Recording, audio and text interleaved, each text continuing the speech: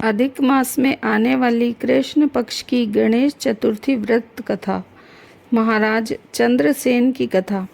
पार्वती पुत्र स्कंद कुमार बोले, हे समस्त ऋषियों, अब आपको वेदों में वर्णित मंगलदायिनी कथा मैं कहता हूँ, जिसमें गणेश जी के व्रत के महात्म्य का जिस प्रकार वर्णन किया गया है।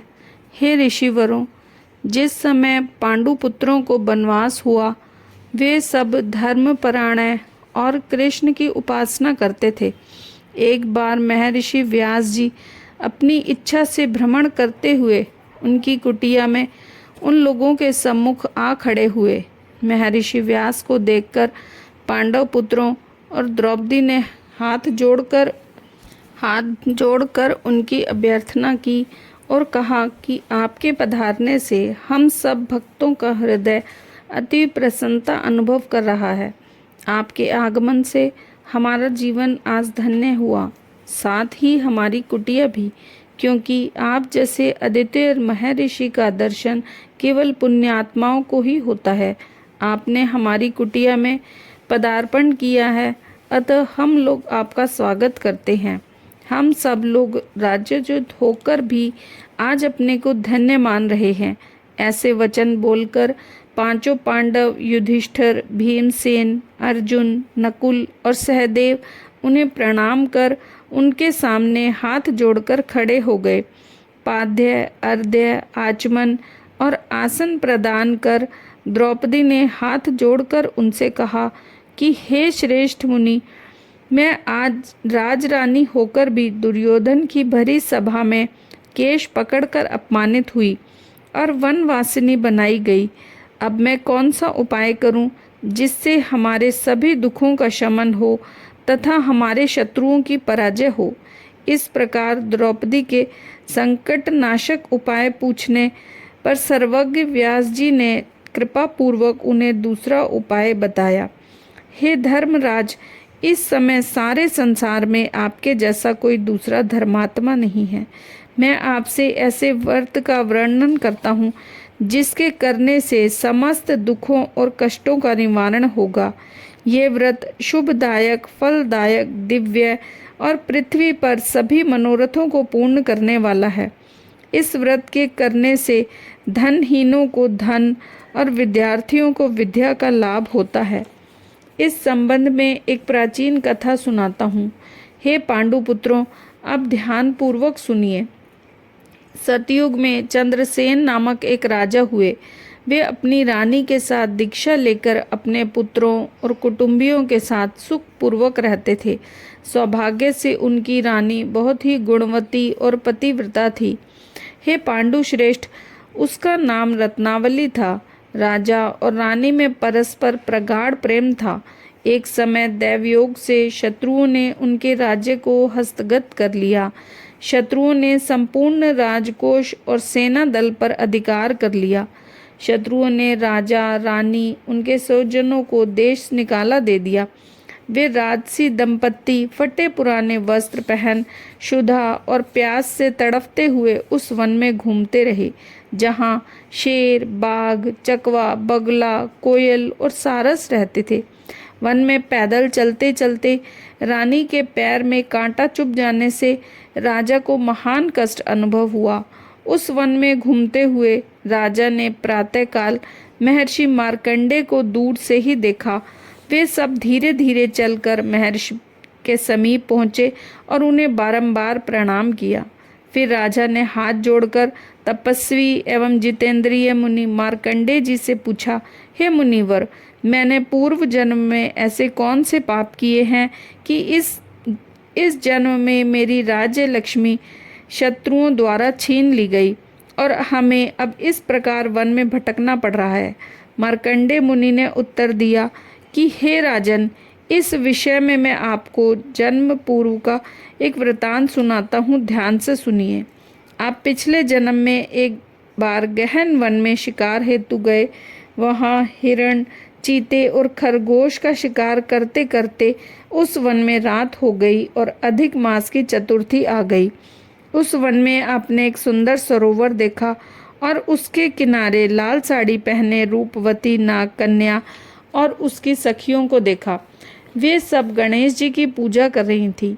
ये देखकर आपको बड़ा आश्चर्य हुआ और आपने वहां पहुंचकर नम्रतापूर्वक पूछा कि हे देवियों, गणेश जी की पूजा कैसे करनी चाहिए तथा इसका क्या प्रभाव है, मुझे बताइए, क्योंकि मैं भी पूजन करना चाहता हूँ। इस पर वे बोली, हे राजन, आप गणेश जी की पूजा कीजिए, इससे समस्त सिद्धियां प्राप्त होती हैं और नित्य ही शांति, सुख, संतान एवं धन की वृद्धि होती है। राजा ने पूछा, हे नाग कन्याओं, गणेश जी की पूजा किस महीने और किस दिन करनी चाहिए? इस पूजन की विधि क्या है? इसमें किस वस्तु का दान देना चाहिए? आप मुझसे कृपया विस्तार पूर्वक कहिए। नाग कन्याएं कहने लगी कि हे राजन, अधिक मास के कृष्ण पक्ष की चतुर्थी को चंद्रोदय होने पर विधि सहित विघ्न विनाशक गणेश जी की पूजा श्रद्धा पूर्वक करनी चाहिए। अपने सामर्थ्य के अनुसार भक्ति भाव से पूजन करें। गणेश जी को पंचामृत से नहलाकर लाल पुष्प, धूप, दीप, नैवेद्य, दूब, सुगंधित द्रव्य और 2 वस्त्र चढ़ावें। कम से कम 15 लड्डू घी चीनी से बने भोग के लिए बनावें। उसमें 5 लड्डू गणेश जी को अर्पण करें और 5 ब्राह्मणों को दान में दे दें। कुमारी कन्याओं को पहले देकर बाद में स्वयं भोजन करें। गणेश जी की प्रसन्नता के निमित्त समस्त सामग्री श्रद्धा पूर्वक गणेश जी को समर्पित करें। उसके बाद पूर्णोक्त कथा को सुने। ऐसा करने से मनुष्य की सभी मनोकामनाएं पूर्ण होती हैं एवं समस्त सिद्धियां भी प्राप्त होती हैं। यही गणेश जी के पूजन की विधि है।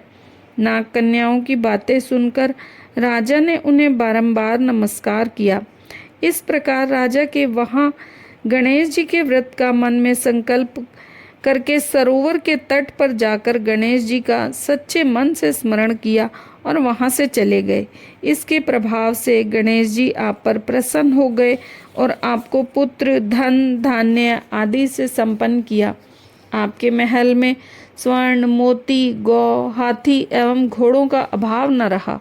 लेकिन कुछ समय पश्चात आप धन गर्वित होकर व्रत करना भूल गए। इसके अंतर आप उस जन्म में मृत्यु को प्राप्त हुए।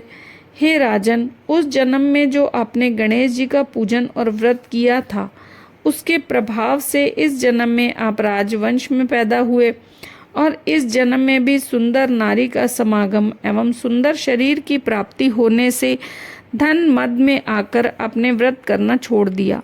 इसके कारण आपकी ऐसी दुर्गति हुई है।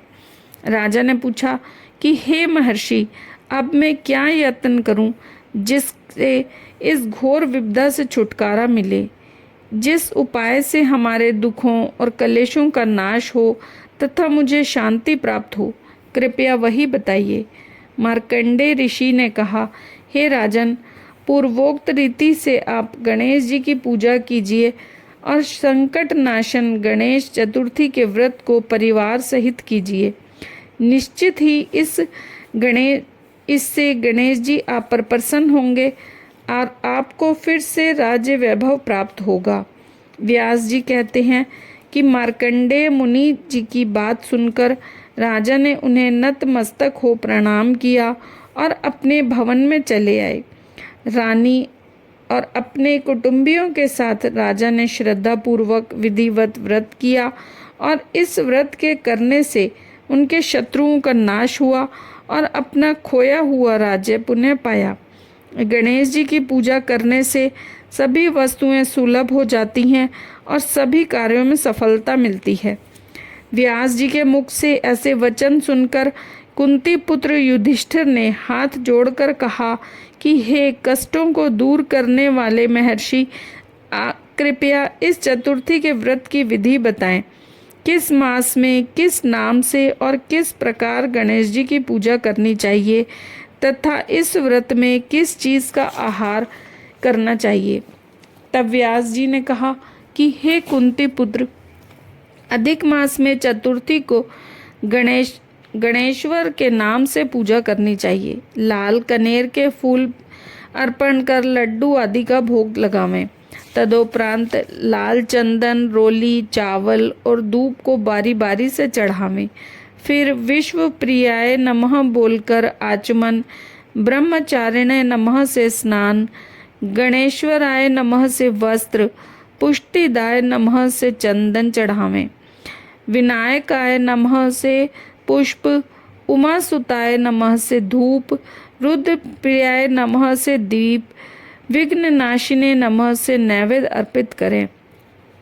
फलादात्रे नमः से तांबूल, संकटनाशिने नमः से फल चढ़ावें। इसके बाद हाथ जोड़कर विघ्न विनाशक गणेश जी की प्रार्थना करें। हे भव्य आकृति वाले गणेश जी, मैं भव, बंधन, भय, पीड़ा और कलेशों से संतप्त हूँ। आप मुझ पर प्रसन्न होइए। हे दुख दारिद्र्य के नाशक, आप मेरी रक्षा करें और मेरा पुनरुद्धार करें। हे विघ्न विनाशक, मैं आपको बारंबार प्रणाम करता हूँ। तत्पश्चात निम्नांकित मंत्र से पुष्पांजलि देकर चंद्रमा को अर्घ्य देवें।